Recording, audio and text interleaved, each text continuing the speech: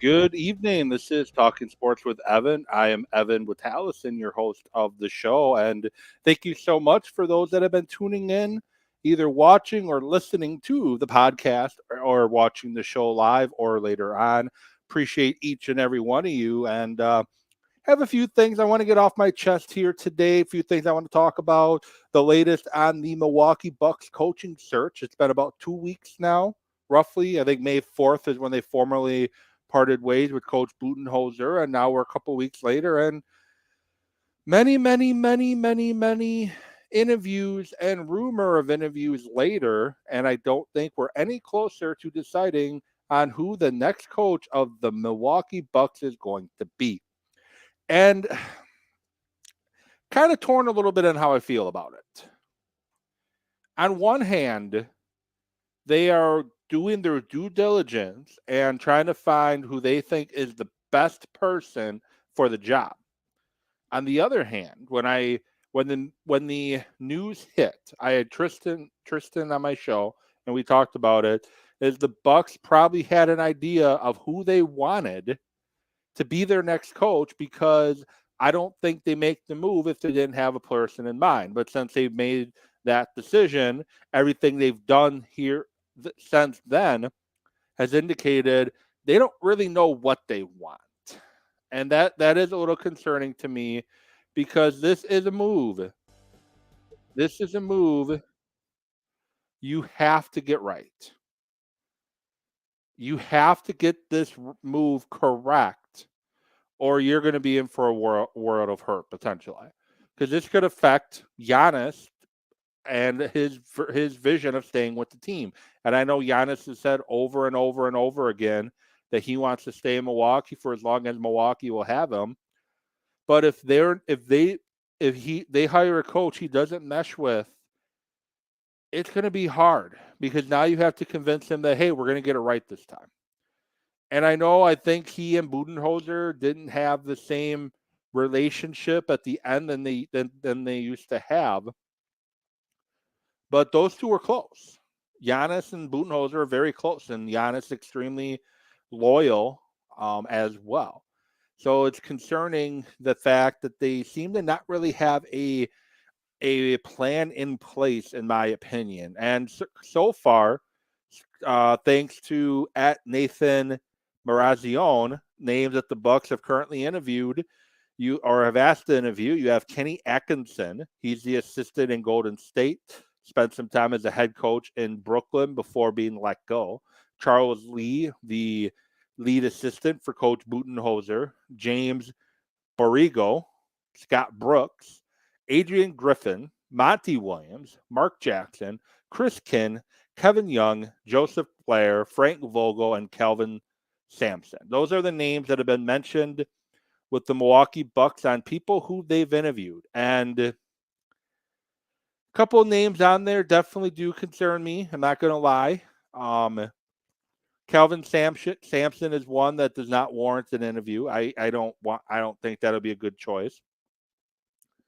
There's a reason Mark Jackson has not gotten a job since being let go in Golden State. He's interviewed for almost every job that's out there, but he hasn't gotten a job yet. So there's risk there. Monty Williams would be a very intriguing coach, but he would have to hire a strong staff to bring along with him. I talked to a Phoenix Sun fan who I know and got his take on Monty Williams. And Monty Williams, great dude, good ambassador to the game, basically has all the right qualities for the most part that you want as a head coach, but he's not really an X's and O's guy. You got rid of a coach who struggled to adjust, who struggled to, consistently create the X's and O's to try to get somebody that's little bit better at game plans and changes on the fly and all that. Monty Williams struggles in that too. And Budenholzer ran circles around Monty Williams in the NBA Finals, and Williams had no answer to the Bucks when they play them in the finals.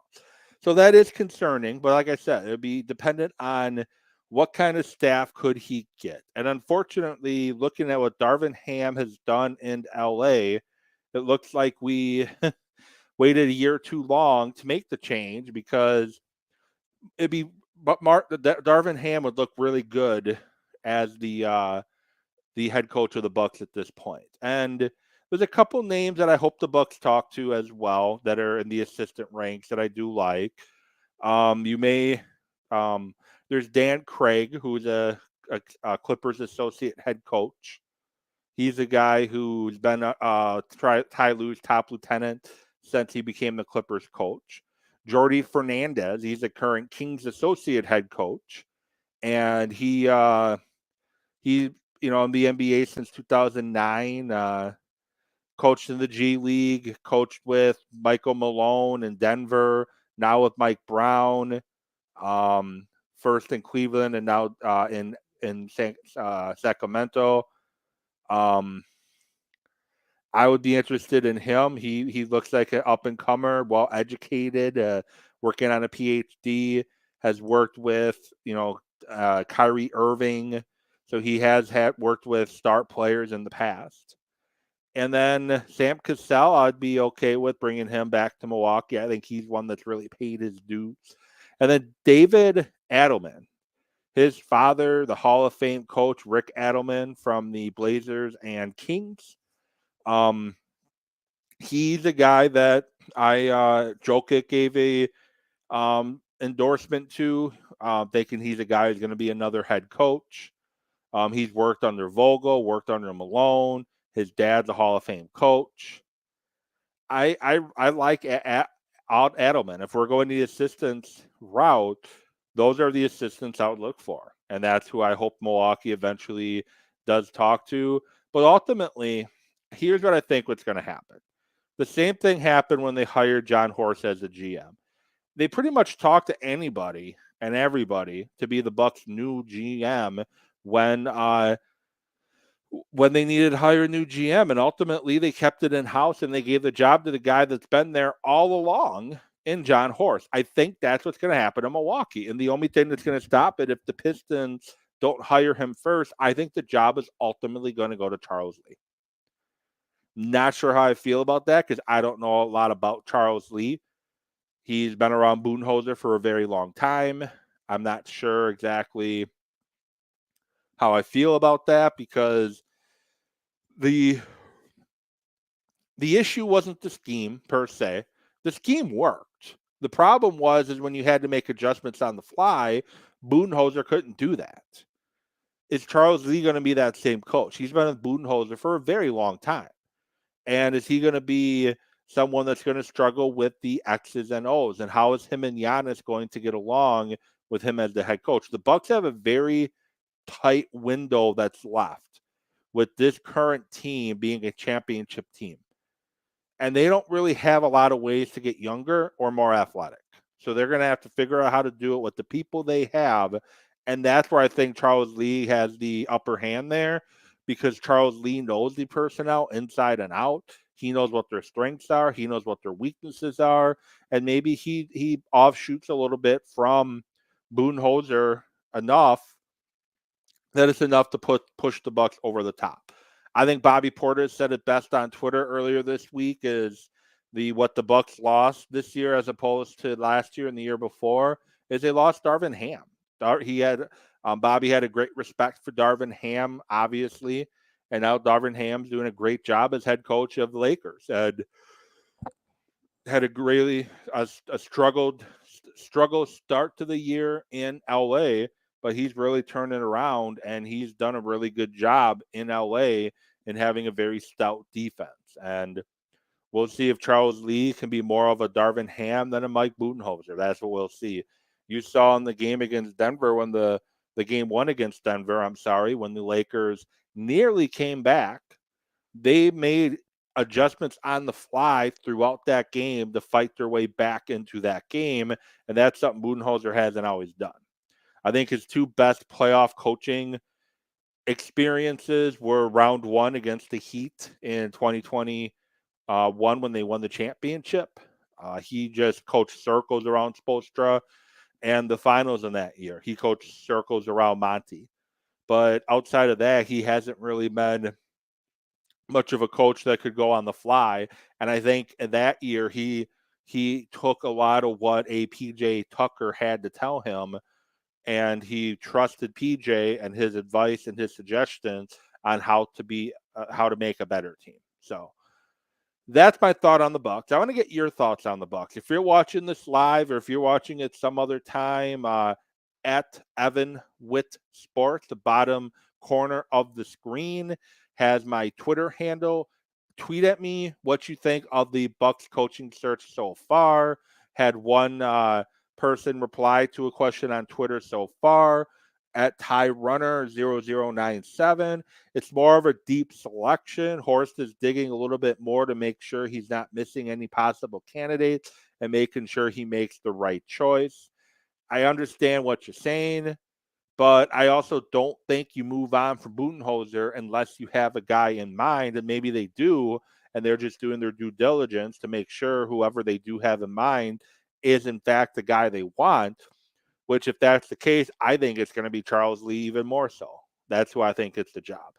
So, with that, NBA playoffs going on right now. The Heat and the Nuggets are both up 1-0 currently. The Heat are continuing to play very good basketball. Teams are struggling to close out the Heat. The Heat are fighting till the very end of the game, and Jimmy Butler has gone on a completely different level in this year's playoffs. I honestly hope Butler gets his ring because the effort, the work, how hard Butler has played in this year's playoffs, I hope he gets a ring because he definitely deserves it with the way he's putting the Heat on his back and pretty much carrying them to a 1-0 lead in the Eastern Conference Finals. And in the West, I'm indifferent. I wouldn't mind seeing Darvin Ham get a ring with the Lakers. I was always a big Darvin Ham fan when he was with the Bucks, and now I wish him well in LA. I would be okay with that. It wouldn't really bother me too much if Darvin Ham won a ring. The one thing that holds me up on the Heat and the Lakers going to the finals, though, is Adam Silver gets to kind of pat himself on the back and say, "Hey, this is why the playing tournament works. This is why we have it. This is a perfect example of what the playoff tournament is all about." And I don't like the playing tournament per se for the fact that I don't think it's fair to the one seed, as the one seed doesn't really know who they're going to play. So until a couple days before the playoffs start. And I think that's a little of a disadvantage to the team that gets the one seed. So there's really no benefit of getting that one or even that 2 seed. Get that 3 seed so you know who you're playing right away and who you got to prepare for, and you know who you're likely getting in the second round. So, what are your thoughts on that play-in tournament? I still don't like it.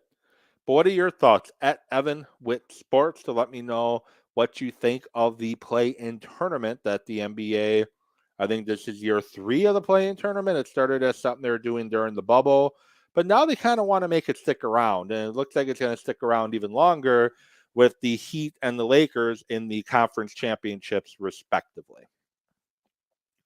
Moving on to the Milwaukee Brewers. The Brewers struggling right now.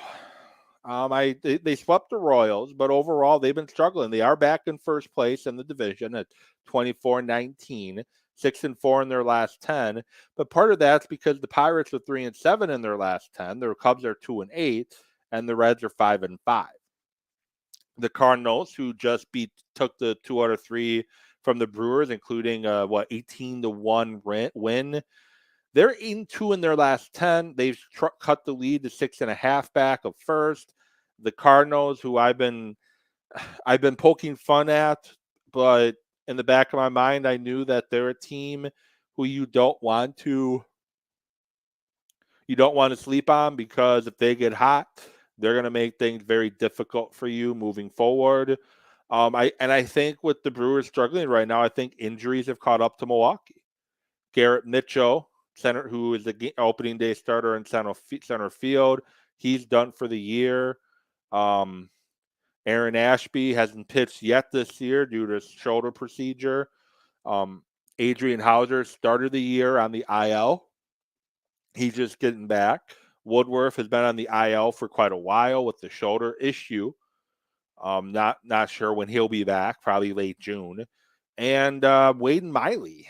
Wade Miley just added to the IL with I think an oblique strain. He'll probably be on the IL for a while. Yelich's back is now acting up for him. I think injuries are starting to catch up to the Brewers. I really do. I think the Brewers long term are going to be fine. I think they do have too much talent. They're just they are in a cold stretch right now. But I still think they're a team that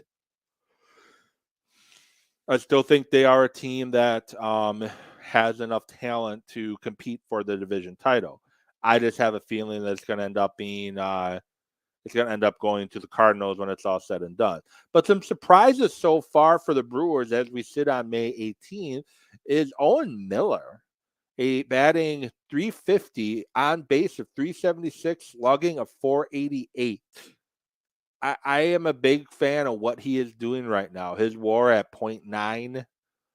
I'm a big fan of what he is doing right now. He's striking out just 12%, just under 13% of the time.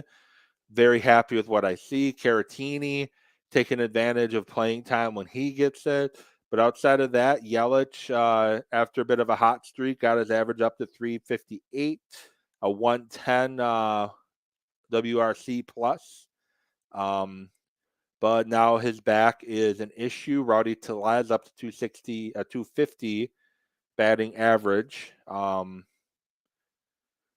But big concern, though, is Willy Adames. Willy Adames is striking out at a very alarming rate of 25%. Batting average at 210, 306 on base, 376 slugging. I think it might be time to maybe give Adames a day off. He's played 43 games thus far this season, leading the team. I wouldn't be opposed to giving him the day off, and I wouldn't be opposed to moving him down in the order. For the Brewers to continue to play good baseball, they need him, they need Yelich, they need Tellez to continue to carry this team. That's what they need. Contreras is in a bit of a slump right now, is red hot to start the year, not anymore.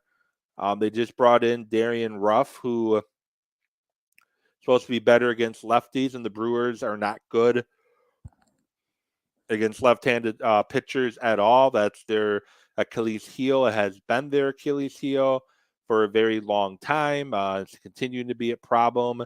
Not really sure how you fix that, but I think you might want to consider keeping Owen Miller in the lineup at the leadoff, who has done it a few times and has looked pretty good with that leadoff spot, and maybe move